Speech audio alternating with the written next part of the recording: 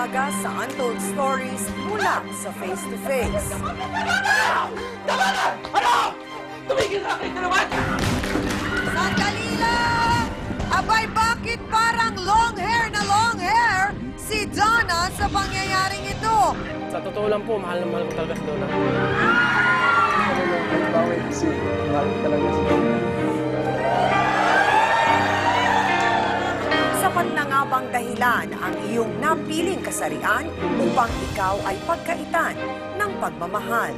Aalis ako dito at hindi niyo na ako makikita muli. Panahon na para hanapin ko naman yung sarili kong kaligayahan.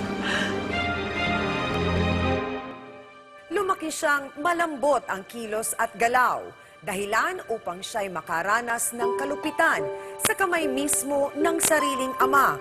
At sa kanyang patuloy na pakikipagsapalaran sa buhay, isinugal niya ang sariling pagkatao, matagpuan lang ang pinaka-aasam-asam na pagmamahal.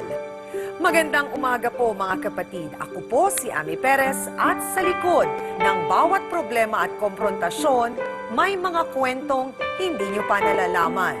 Ito ang Untold Stories mula sa Face to Face.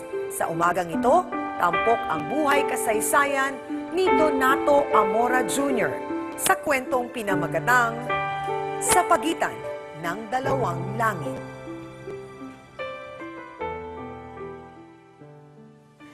Yan o, konti na lang, konti na lang. Oh. Ha?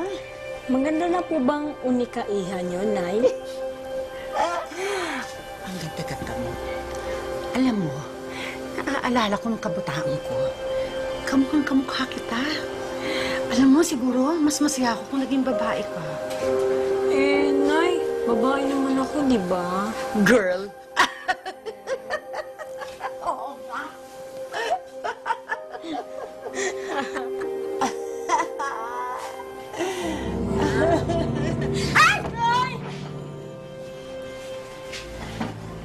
Miguel? Tumahimik ka, ha? Nagkakagaya ng bata dahil lang sa iyo. Tumahimik ka. Oh, ha? Ikaw, Butay! meron bang junior na nagme-make up? Nagbibis ang damit babae? Meron bang junior na gano'n, ha? Ha? Yung kilos mo, meron ba?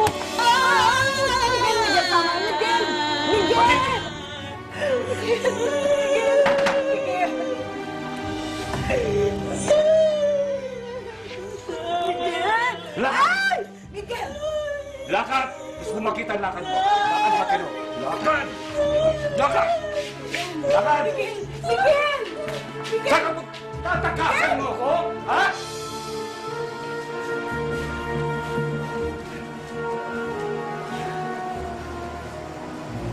Bong, ano?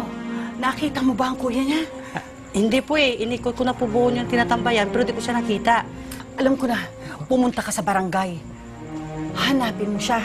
Sabihin mo, hanapin niya ang tatay niya. Tanungin niya kung saan dinala si Donna. Sige po.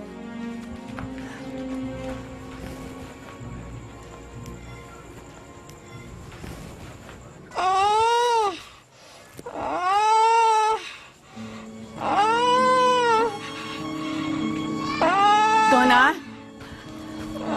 Donna? Anak, nasan ka? Ikaw ba yan?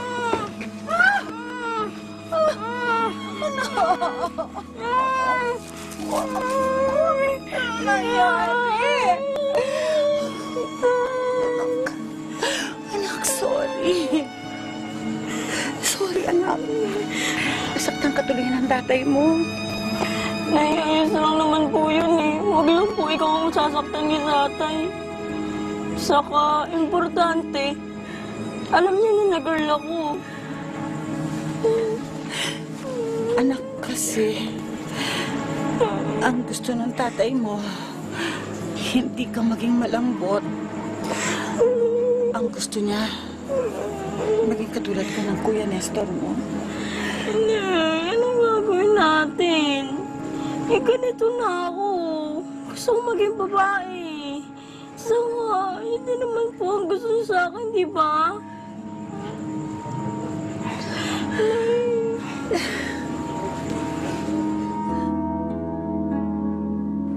Bata pa lang ay likas na kay Donna ang pagiging malamya sa kanyang kilos at gawin. Isang katangiang mahigpit na tinututulan ng kanyang ama. Sa kabila nito, ang kanyang ina at nakakatandang kapatid ang naging kakampi ni Donna. Bakla, ang ka suplada? Totoong babae ng dapat suplada, hindi gaya mong mga agaw ka ng lakas. Ano? Wala kang masabi, no? Ano? Akala mo kita na nabanan? Anak! Anak! Wala pare! Bakla na pa nakatapat mo eh! Kapayaan mo, bakla ka!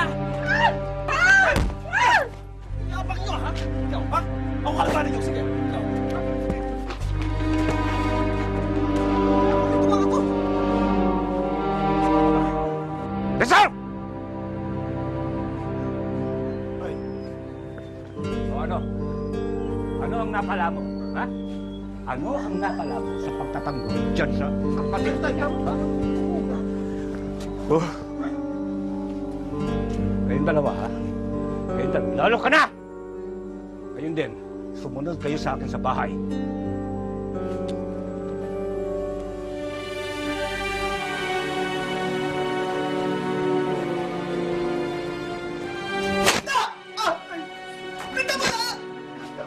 Ikaw, pipili ka rin naman ipagtatanggol. Ba't mo ipagtatanggol ng diyang salot na abnormal na yan, ha? Ha? Ha? Miguel! Tama na yan! Tama na!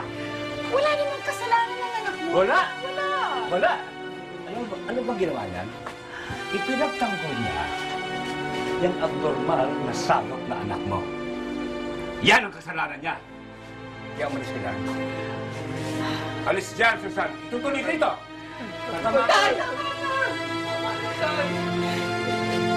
Huwag mo nang saktan ang kuya.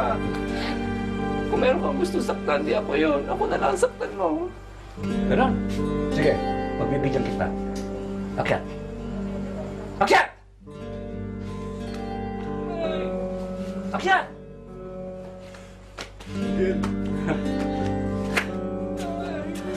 Akyat!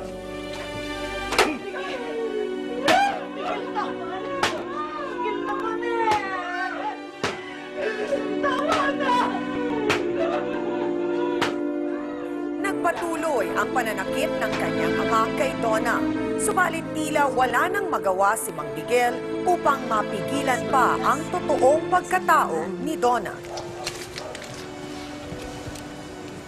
Saan to galing? Tago niyo na yan, Nay. Nagturo ako ng pagrampa dun sa beauty contest sa kabilang baryo. Ayan. Para dito lang? Paano kung malaman dito ng tatay mo? Naku! Nay naman, nandito na ang beauty queen mo, safe and sound at maganda pa rin. Ikaw talaga. Sige, mag-ingat ka sa kapatid mo. Baka makisin yun, ha? Lasing! Sa kabila ng hindi pagtanggap ng kanyang ama sa kanyang pagkatao, pinili ni Donna ang magpakatotoo sa kanyang sarili at gawin kung ano ang makakapagpaligaya sa kanya.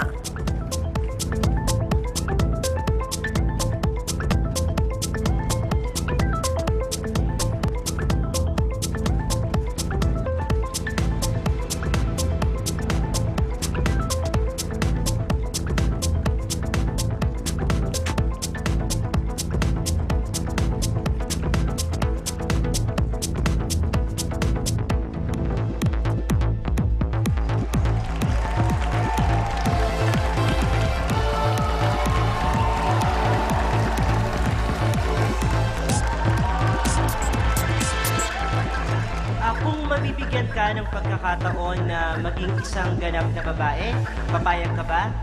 Bakit? Una ho sa lahat, nais ko muna kayong bati na isang magandang gabi at maganda tayong lahat. Bilang isang bading, kung bibigyan ako ng pagkakataon na maging isang tunay na babae, hindi ko ho ito tatanggapin. Dahil ho ginawa ako ng Diyos na ganito.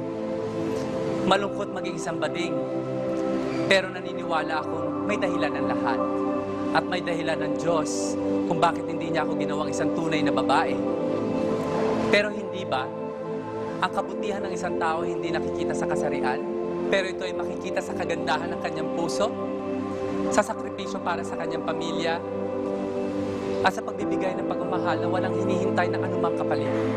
Yun lamang po at maraming salamat po sa inyong lahat. Mare, dahil title ka, magpalumas ka na. Uy, bakla, babawi na ako next time. Sige na, ha? Sige, Gina. Next time, ha? Sige, mauna na kayo. Uy, kayo. Kami ha. Siya, iuwi mo na muna yan, ha? Sige na, dali. Bye!